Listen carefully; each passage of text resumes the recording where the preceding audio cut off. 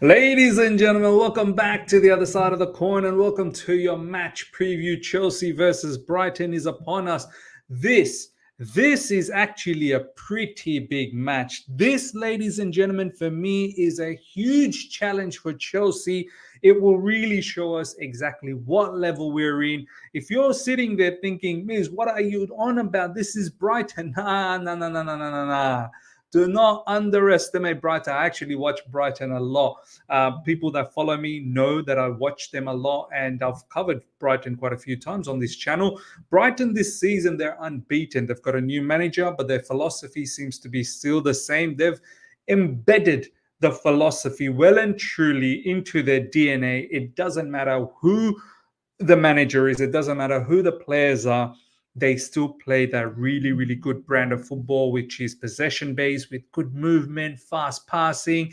The only thing that kind of deserts Brighton sometimes is the clinicality up front. And yeah, that's probably the only thing. Every other aspect of their game is pretty good. They will, however, give you opportunities because they do play a high line. And sometimes 1v1, they don't have the best quality or the matchup to come up against the opposition. However, this, for me, is a brilliant challenge for Chelsea Football Club. I do believe, we can win. I'm confident we will win. I think we should win at home. But this Brighton team, whenever they come up against quality opposition or top six opposition, they really want to showcase their skills. Whenever they play against mid-table team, for some reason, they can't put them away. So Brighton, I think first game might have been against Everton. They whooped Everton. Then they had a victory against Man United, and then they had 3 draws, and one of the draws was Arsenal away from home at the Emirates as well. So big match. That's where Declan Rice got himself that red card. Look, the matchup has to be right.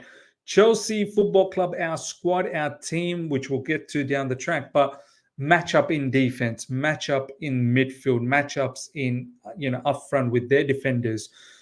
They've got a lot of threats. So do we. We definitely have a lot of threats. They've got the likes of, I think João Pedro is not going to be playing in this match. He is injured, but they still have Mitoma. They've got Minte. They've got a player called Ruta who comes off the bench, potentially might even start. I don't know. They've got Ruta. They've got Edingra. They've got Enciso. They've got enough quality talent up front. Danny Welbeck, don't forget, his wealth of experience is quite valuable for Brighton Football Club. So, look, this, ladies and gentlemen, we need to be well aware. There is obviously in recent times a bit of a history as well with us taking a lot of their players. Some of our players have gone there as well on loan or just been bought permanently, in the likes of Billy Gilmore, who's no longer there with them. He's in Napoli. Lever Colwell had a stint over there. And at one stage, probably even felt like staying. Needed some level of convincing. Tariq Lamptey is over there. I'm pretty sure I've missed out on a couple of other players as well. But they've got talented players. We've also got talented players. This is going to be a matchup that I am looking so forward to. And both the managers as well. Fabian Hutzler, who's a young manager, up-and-coming young manager. Enzo Maresca is young and inexperienced in this particular level. Not as young as Fabian Hutzler, but still at this level, he's still building his resume. It'll be interesting to see how both of them tactically play this game. As I said, Brighton, they love to keep the ball and they love to be higher up the field, and they will leave notable gaps. One of their biggest flaws is Lewis Dunk. Lewis Dunk is capable of doing some mad stuff. Van Heck, I'm pretty sure, will start as well. He'll be his CB partner. Generally a little bit more resolute. Hinchelwood probably will start on the right side, who's a decent right-sided player. Estupinian might be starting on the left side, but they do have other options as well. They've bought heavily this particular summer. They've probably one of the ones that spent a lot of money, Brighton. They've got rid of a lot of players over the years. Brighton can't keep their star players. They will eventually leave them, but they make money out of them. This is the model that we're trying to copy as well at Chelsea Football Club, buying some of these gems and increasing their value. So this season, they've gone out and bought a lot more, and some of them are turning out to be fruitful already. But Lewis Dunk is a flaw.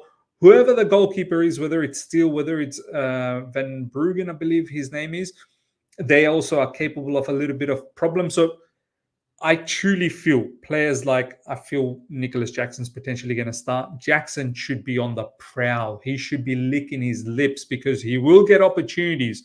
Whoever is on the right side, I'm going to have Pedro Neto, but whether it's Pedro Neto, whether it's Madueke, it doesn't matter. They should be also on their tippy toes because you will get opportunities in behind them, and we can potentially pose a lot of damage on Brighton. In midfield, look, they'll have players like, who knows, maybe James Milner, maybe Beleba, maybe Enciso. They've got a few other players that they've bought during the summer as well. We have to be careful. One thing I'll say is Brighton, they press well, they counter press well, but it's not like they are physical. They're not a team that will lump up long balls and it's aerial duels after aerial duels. They will be aggressive. They will want to win the second ball, and this is why I feel like this might be a good match for Enzo Fernandez teaming up with Caicedo. Obviously, Enzo Fernandez is the captain of Chelsea Football Club, so I fully expect him to play. But our defenders have to be on the toes, man. I would still go with the back three for us, which we've been doing over the past few games, and it's been working nicely, just to negate and nullify their attacking threats. So in the likes of Mitoma, in the likes of Danny Welbeck, in the likes of Minte, Brighton always seem to play 1v1. They want everywhere around the field, they want to create a 1v1 situation. And this is where our players have to be winning their personal duels. So there is, obviously the greatest system that Enzo Maresca is going to have and deploy against Brighton. But within this system, individually, each player must try and win. And they have to, not try. You have to win your duels, your personal duels against those players that you come up against. So look, tasty affair. As I said, this match will give us an opportunity to see exactly where this particular team is, Chelsea Football Club, where our squad is, where's our manager. So this is a very, very good challenge for us. High octane game at Stamford Bridge, where, apparently some of the players, they feel the pressure because the fans can sometimes be very quiet. They're not upbeat. And then when things go wrong, they really start booing their own. So hopefully our fans can support our players. Hopefully our fans can really get behind from the get-go and create a good atmosphere for our players to, get that feeling of winning. Do you know what I mean? Because you best believe Brighton, they will have a game plan and they will definitely try and execute that game plan. So far we've been really good away from home. Now we've got a few fixtures at home back to back. We need to do our job and continue on. So let's have a quick look at the table, ladies and gentlemen. This is how the table looks like.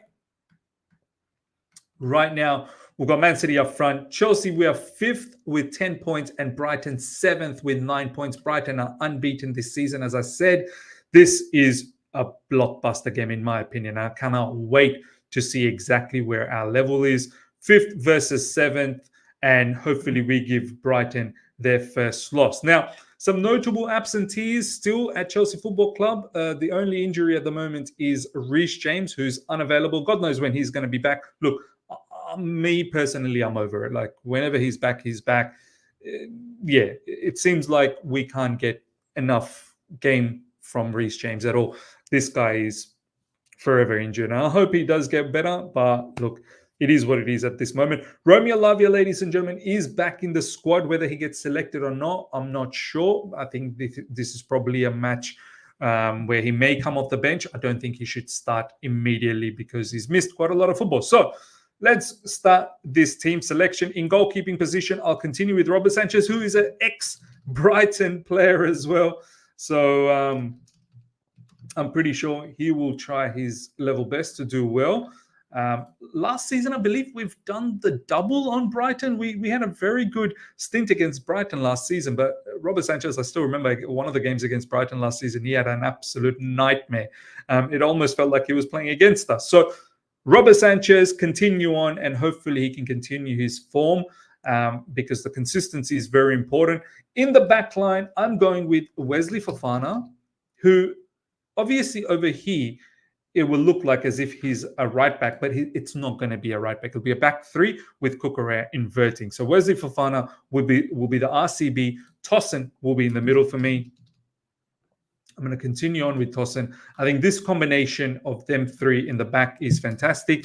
Levi Colwell playing against his previous team where he was on loan. So I'm pretty sure he's got a bit of love for Brighton. But this is a game where Levi Colwell continue. He's been very fantastic as well, Levi Colwell in defense. And I hope he continues to be very, very dominant. Kukurea, another Brighton player. Ex-Brighton players all around the field for us, ladies and gentlemen. Kukurea, I'm pretty sure, he's been said in the press conference by Maresca that he's a very important player. It's crazy how literally the start of last season, he was a particular player that was getting looked to be sold, and now he's become one of the very most important players for Enzo Maresca, a player that inverts the best in our team. I don't think anyone inverts the way Kukurea does. His level of footballing IQ is insane. In midfield, I'm going to have Caicedo, another ex-Brighton player. It's just crazy, the amount of ex-Brighton players that we have in our team. But some of these are absolute true quality players. There's no doubt about that. And this is the thing. Testament to Brighton, the way they run their football club, their owners, and their whole entire philosophy for the club is brilliant. They're churning out the profits. They are finding gems, selling them for a lot amount of money. They play a good brand of football. They were in Europa League last season, and they're aspiring, I'm pretty sure, to get back into some form of European football, whether it's Conference League or Europa League. It's a well-run football club, and hopefully we, Chelsea Football Club, are on the path to going back to how we used to be run as well. 2 really good games from us, and I'm hoping this consistency continues. And we're back in the path as well, hopefully. On the right side, I'm playing with Jadon Sancho. I'm so excited, ladies and gentlemen. Honestly, I'm so excited already for this match, man. This is going to be a beautiful match. On the left side, I'm going with Pedro Neto. I know Madueke is a good shout as well. Look, this, as I said, Brighton will give us enough opportunities in their back line for players like Sancho and Neto to do immense damage. So purely for the sense of Neto's pace, his final third decision-making, I feel like is a lot better than Madueke. Madueke has also got the pace, he's got the dribbling abilities, but Madueke lacks that final third consistency, which I think Pedro Neto has in abundance. Striker will be Jackson. Nicholas Jackson, continue on with your form. I feel like this is a game where Nicholas Jackson could score a few. So hopefully that happens. And Cole Palmer just behind Nicholas Jackson. So, ladies and gentlemen, this is my lineup. So let me just sort this out a little bit. Basically, how it's going to look like is actually like so.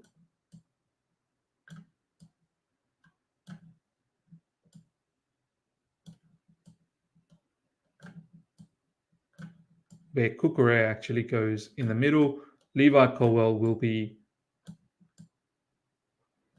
LCB and Wesley Fofana RCB. So, ladies and gentlemen, this is exactly how the team looks like. This is how we're going to play. I feel this is how we're going to play. Robert Sanchez in goalkeeping position. Well, I don't know if this is how we're really going to play, but this is my team. This is my team. This is how I would play Brighton. Robert Sanchez in goalkeeping position. Fofana, Tosin, Colwell, Kukurea as inverting alongside Caicedo and Enzo Fernandez, Pedro Neto, Sancho, Cole Palmer, Nicholas Jackson. This team looks really good. It's on form. I'm expecting quite a lot of goals from Chelsea Football Club. Hopefully we can be clinical and hopefully we can keep a clean sheet and continue on with that clean sheet vein. I'm going with a score prediction: Chelsea 3, Brighton 0. This will be truly a statement victory for us, and I'm quite confident that we can do the job. No disrespect at all to Brighton, but I feel like maybe we might just have enough for them. Brighton, as I said, they've got firepower everywhere, so do not underestimate them. They've got very good defenders as well. So this, for me, is going to be a great tactical battle, but at the same time, an overall great spectacle as well. Let me know your thoughts, ladies and gentlemen. Are you as excited as me for this particular match? Would you change anything in the lineup? Do you like the lineup? What is your score prediction? How do you feel about Brighton? Let me know in the comment section. Hope you guys have enjoyed this. Smash up the like button if you're here for the first time. Subscribe. Hit the bell notification to stay in touch with all my content. Until next time, take care. See ya.